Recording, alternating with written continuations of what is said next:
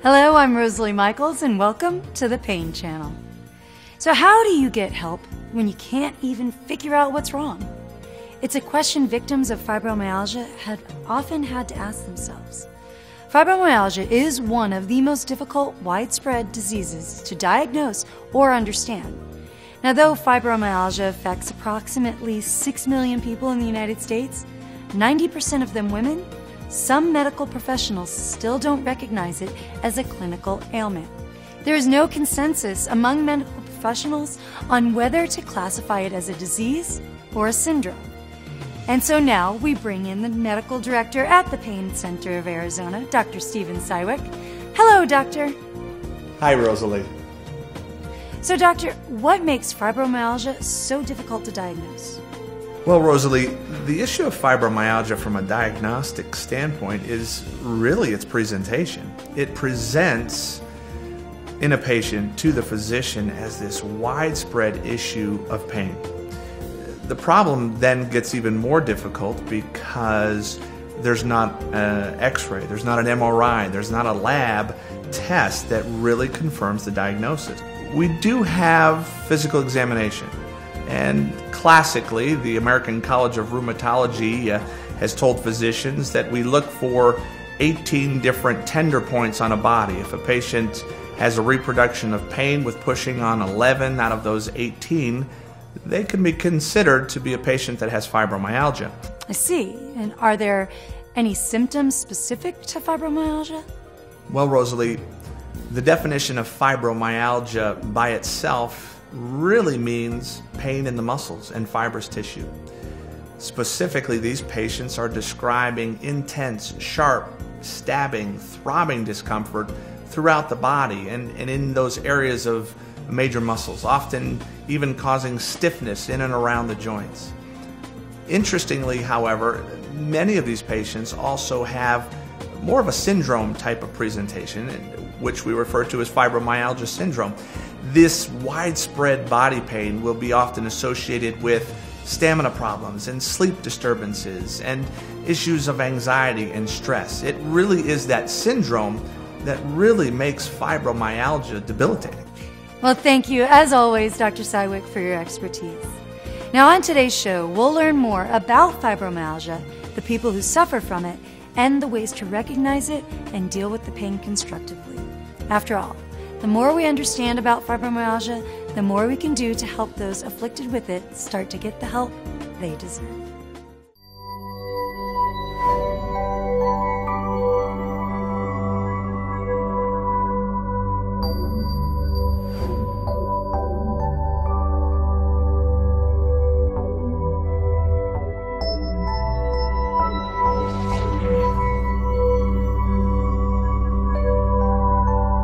Experience the Pain Center of Arizona and get back into life.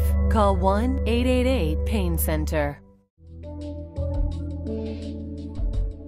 Now in this clinic, we usually see 2 to 3 fibromyalgia patients at any given time. And right now, we actually have treating a patient, Annie, and she had just come in yesterday, so we're just starting her physical therapy. So this first exercise, we're having Annie sit on this bike. It's called a UBE, upper body ergonomic, and it is for her, specifically, it's to help with her strength and her endurance. She has lots of upper body pain and that type of fibro pain where she lacks the endurance to hold herself upright. So we teach her how to stabilize with her spine. And this way she's going to do about 3 to 5 minutes on here, just working her range of motion with her arms. It'll work all the muscles in the arms, the deltoids, the triceps, but specifically for the upper back.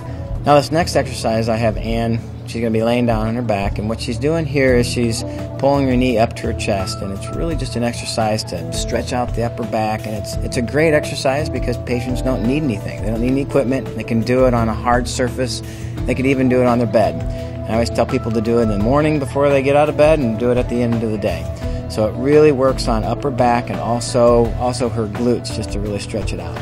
So this next exercise that Annie's doing is really a great exercise, similar to the bike, but more of a strengthening exercise for the upper back to really get in a good position to use the muscles in between your shoulder blades.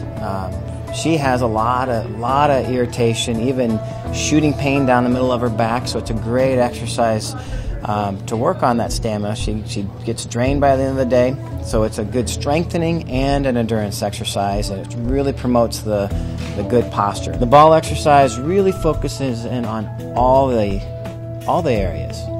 Starting with her ankle, works the ankle. Starting with the knee, she has to push with her knees to stay on the ball. And then it works into the abdominal area, which we address with every patient. But with fibromyalgia patient, you have to include all those areas with certain exercises so that they're all working together at the same time to give her some relief.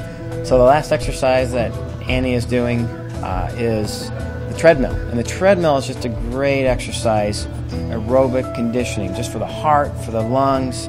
For fibromyalgia patients, we need to make sure that we're doing that. We try to get all the patients on a walking program, whether it's on a treadmill at home or getting outside and enjoying the Arizona weather. Very, very important. Works all the muscles. Very good for muscle endurance as well. Well, fibro pain is throughout the body. It can shift from place to place. It is an ongoing pain that is really not relieved with much of anything. You can take medication for it. I have chosen to have physical therapy so that I can address all the issues and work through the pain. You can address the lower back as an entity all by itself, but with the fibro, you have to address many areas, and you have to do it slowly, and you have to be patient and just work through it. And that's a big difference. You know, Annie's in a different place than some of my other fibromyalgia patients that I'm treating right now. When they come in, they have a hard time even walking. You know, just getting them on the mat is difficult enough to do the exercises. When Annie came in, she was already to the next phase where she was like, you know what, I just need to be here. I have pain, I know I have fibromyalgia, but I just have to work through that pain. And it's very difficult to get patients to that point. The fact that Annie is at that point, we're going to have a successful treatment, because now I can just give her all these different exercises and a list of things and pictures of exercises that she can do on her own, and she will continue to do that. With physical therapy, it isn't people coming in and just throwing people on certain exercise equipment. It's really educating them on the importance of exercise and how it can help pain and relieve their symptoms and give them more strength and stamina.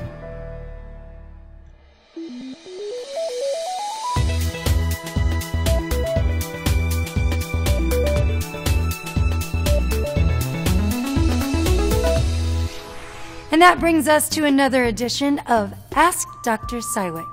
You know the deal. We give you direct access to one of the leading doctors in the field of pain. You ask the questions, he gives the answers.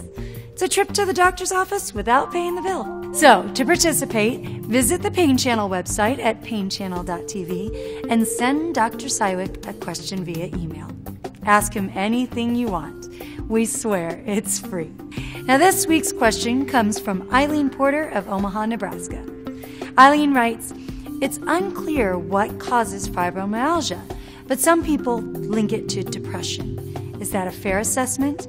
And how much of fibromyalgia is in the person's head?" Well, thanks, Eileen, for that great question. First of all, there clearly is a link between depression and fibromyalgia. Without doubt, studies have shown strong evidence for some type of correlation. The problem is we're not really sure and can't really define fully how that correlation works. There are a couple of areas in the brain. Is this a metabolic dysfunction, or is this a hormonal or chemical imbalance?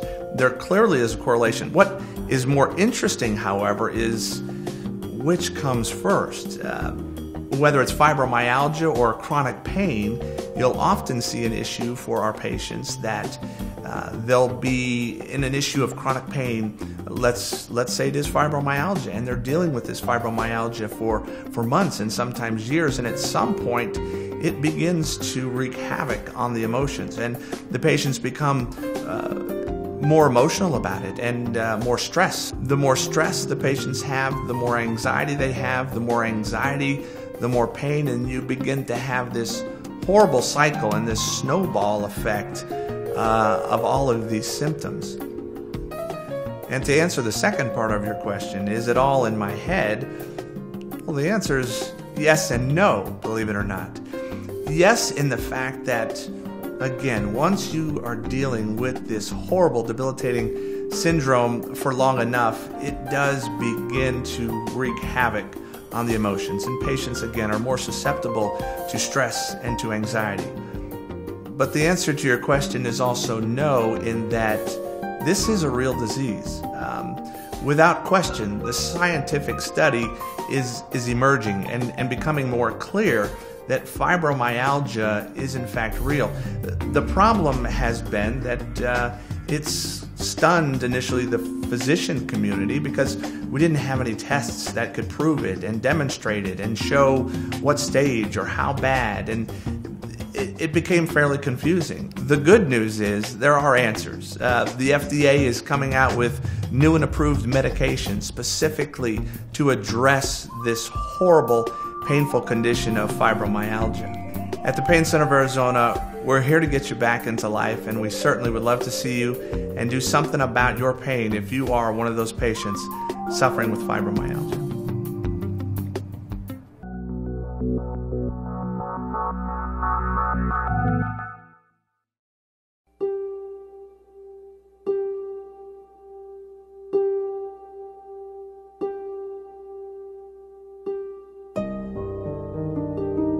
My name's Serena, and I'm from Tucson, Arizona. And in 1997, I was walking across the street to get some change for the laundry machine, and a woman hit me with her small pickup truck. And from what I've been told, I flew 4 feet up into the air, landed on my head, and no bones were broken, but it was a pretty intense accident. It was almost indescribable. It fluctuated from different parts of my body, but there would be times where it felt like a fiery knife being stabbed into my back for days and days on end.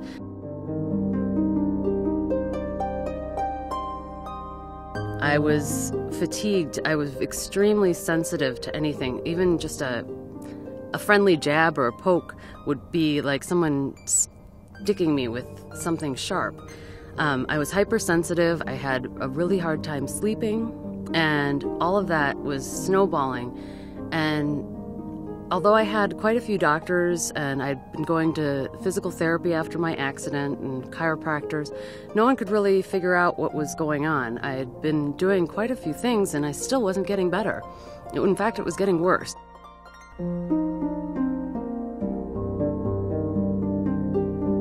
I was referred to a physiatrist who diagnosed me with a condition called fibromyalgia. And this was 1998. Fibromyalgia was not known like it is now, and I had never heard the word before.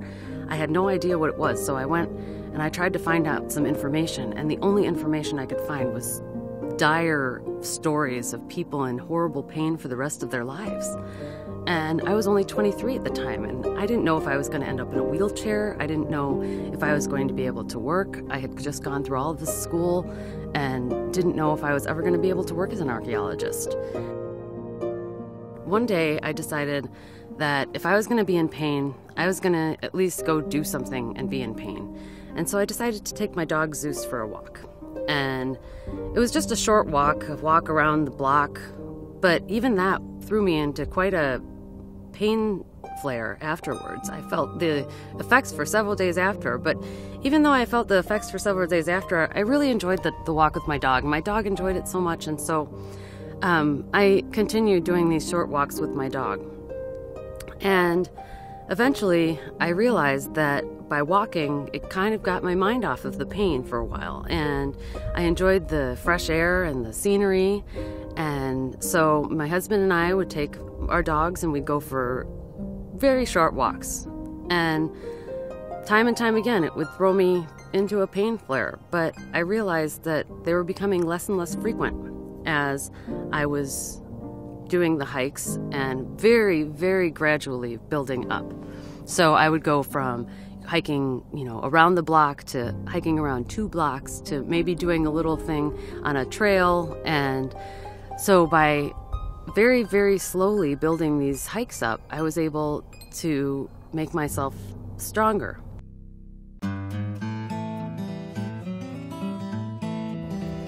So after 9 months of planning, I took my first steps on the Arizona Trail in February in 2008.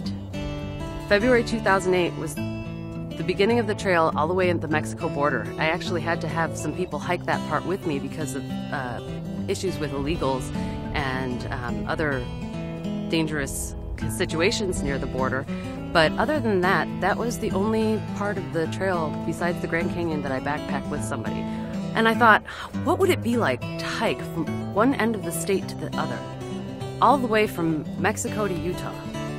And at the time, it seemed like a gigantic undertaking, and I wasn't sure if I was going to be able to do it, but I loved the idea of the challenge.